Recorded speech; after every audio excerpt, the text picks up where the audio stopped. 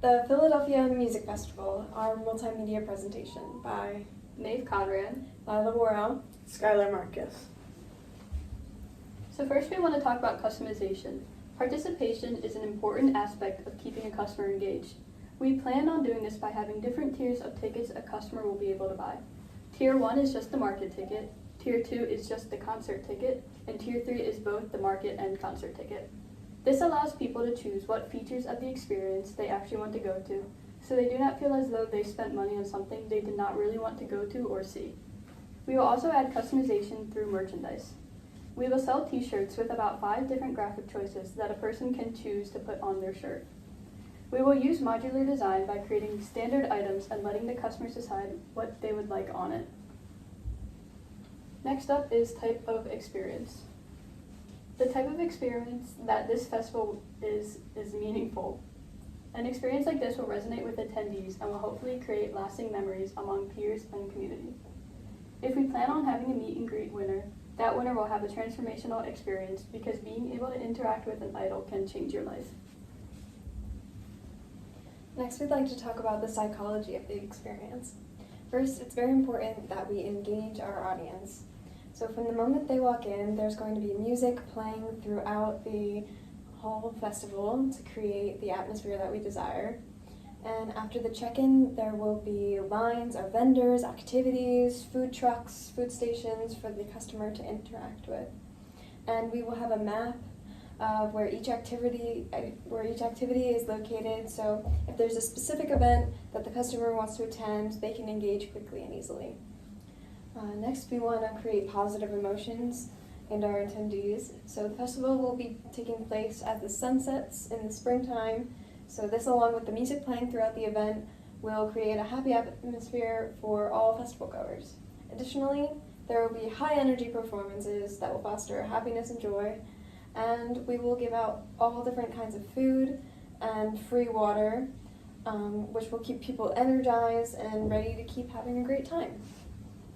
Also, we want to have autonomy in our experience, and as Maeve said, we are going to have different packages that the customers can buy, so don't have to spend what they don't want to spend. And in addition, there will be no set way to move around and interact with the elements of this event. Each person is free to go where they want to go and purchase as much as they want to and experience what they want to experience. For relationships, this event will be very open, allowing for the mingling of people between the vendors and the venues and throughout the whole event. Specifically, we're going to have places to bring people together. For example, we're going to have a karaoke hub where people interact with together. And there will also be a wide variety of vendors where people can engage with workers and other patrons. We want to create a sense of accomplishment. So there will be a musical competition that anyone can compete in that ends with one winner getting 2 tickets for a concert at the Lee Center. Additionally, there will be a Draw What You Hear station. Here, people will be able to listen to different kinds of music and draw whatever it is that music makes them feel, and then they can take their drawings home. Also, we want this to be a meaningful experience. So in addition to creating an enjoyable and memorable event, we will have many different aspects of our event that lets the attendee take away knowledge of music history.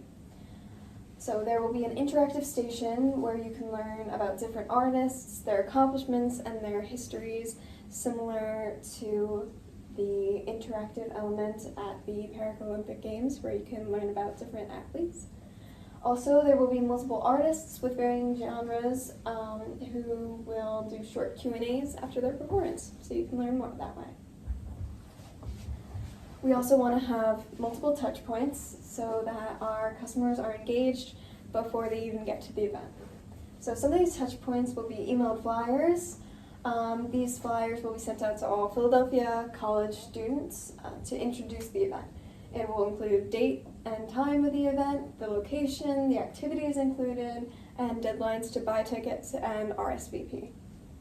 Also, we will send out invitations. They will be the formal request to attend the event.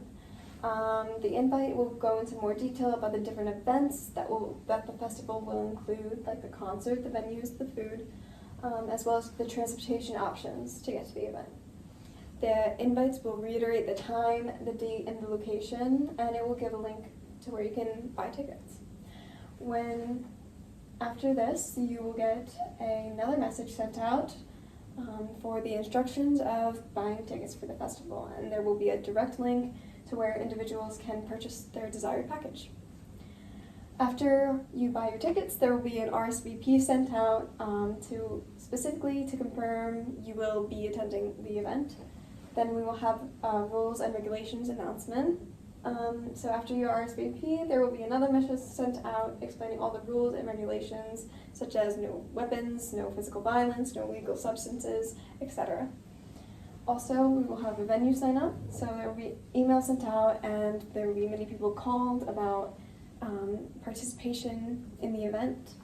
Also, we will have an artist announcement, so once all of the artists that will be playing at the Leacourt Center are established, we will send out an announcement, and it will be posted on social media about who will be performing. So then we're going to get into the storytelling. The first aspect of our storytelling will have the exposition. So that exposition will start with advertisements and emails to the general Philadelphian college students, which is our main demographic. We'll have buses with ads around schools and just around the city in general. We'll send out invites to special guests, and we'll have our big artist announcements. And then once they get there, we'll even continue the exposition with the setting at Temple and all of those touch points like lighting, smell, taste, all of those big things you find within a big event. Next will be the rising actions. So we have the activities market, the activities and the market, and we'll have all of the interactive features within those, which will be, the climax for some because that will be the ticket they bought, but for most people, which we're aiming for, is going to be more leading up to the concert.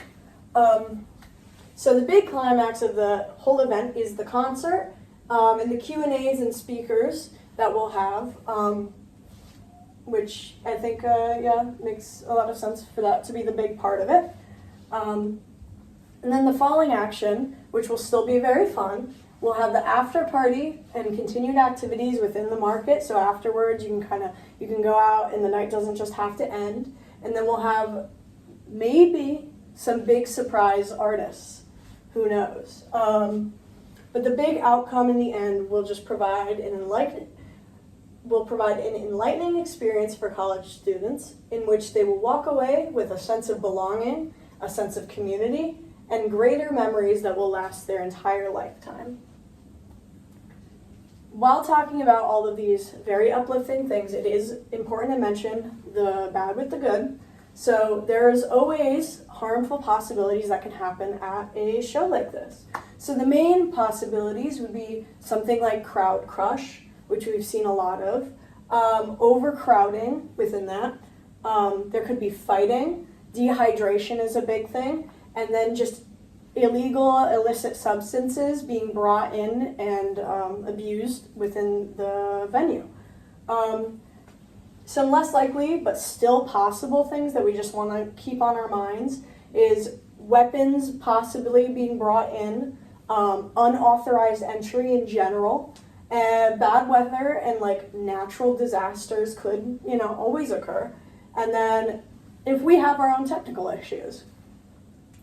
Now, how can we calm that fear and just be prepared? We have harm reduction, prevention, and precaution. So first, with crowd crush and overcrowding, we'll have signs around the especially concert area to inform of the dangerous possibility that can occur. We'll have ushers who will have clear pathways, and we will create a very clear exit strategy if something like that were to happen to prevent it. If there's fighting, we'll have security inside the venue to break up and escort the offenders out. We'll have for dehydration, we'll have EMTs on the scene, which will go for a lot of these. We'll have a first aid tent, and we will have free and clear water stations, both in the market and in the event. For drug abuse, that will also fall under the first aid tent, which will contain not only just water and all of those, first aid kits, but it will also contain Narcan and fentanyl testing strips that Temple will secure through its medical program. We will have security in venues at doors to try to spot in the crowds of people participating in something like that. And then we'll have a metal detector at the door, as well as like a kind of like light pat down, just to see if, we can get anything at the entrance, because they're, sometimes you can be lucky enough. For weapons, that'll be the same. We'll have security in the venue and at the doors. We'll have a metal detector, and we'll also, with the pat down, and then we'll also have a clear emergency evacuation plan if that were to occur and something dangerous were to outbreak. For unauthorized entry, while not a major life-threatening thing, and happens quite a bit, but won't be as serious, we'll just have, my bad, 1 second. Okay, we'll have, for unauthorized entry, we'll have security at all possible entrances, like all of the ways, like, we could even imagine someone could sneak in through. We'll also have, like, an NFC wristband that even if you had something that looked very similar, it would be like a tap type of thing, so you can't replicate that unless you were really good at it. And then for, more unlikely things, bad weather and natural disasters, we would postpone the event. We would have a clear emergency evacuation plan, and maybe we would move some stuff indoors, or just like move people indoors if it got serious, and we would suspend the event for then, and we would compensate with possibly, some free items. And then technical issues, if we had technical issues, then we would just, it's the exact same. We'd have to postpone the event. We'd have a clear emergency evacuation plan, even though it wouldn't be super needed probably. But yeah, we would just have our way to compensate people. And then for our last touch point, we have the customer service. So for our main basis of customer service, it will come from student volunteers who will be checking students in at the doors, and they will also just be helping around, because these student volunteers will have locations throughout the market, like labeled as information tents, and we'll have a spot within the Leocora Center as well, so it's not just in the market, it's all around. And there'll just also be some student volunteers walking around wearing the bright Temple volunteer shirts. And well before event day, they will be taught all of the basic harm reduction procedures, all of the ways they can personally assist. Even if they're not trained fully, there's always a way to assist. And then also, on the other side of the coin, less dangerous, all of the information they might need to answer most of, the basic questions an attendee might have. So, yeah. Thank you very much.